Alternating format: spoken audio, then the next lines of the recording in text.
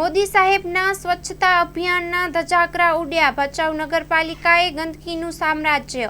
ભારતના વડાપ્રધાન નરેન્દ્ર મોદી સાહેબના સ્વચ્છતા અભિયાનના ધજાગરા ઉડાડ્યા।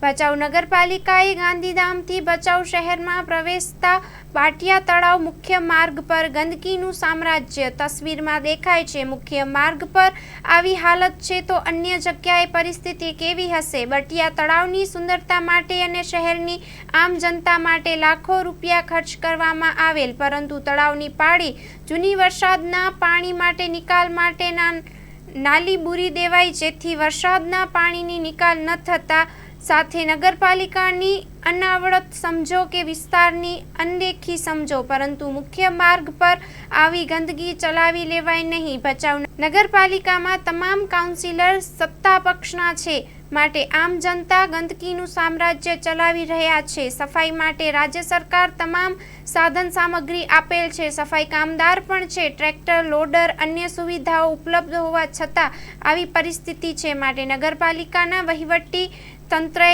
ત્વરે સફાઈ અભિયાન અંતર્ગત ગંદકી દૂર કરવી જોઈએ એવું આમ જનતાની માંગ છે। Story report by Mahavirsinh B Rana, Bhachau, Kutch.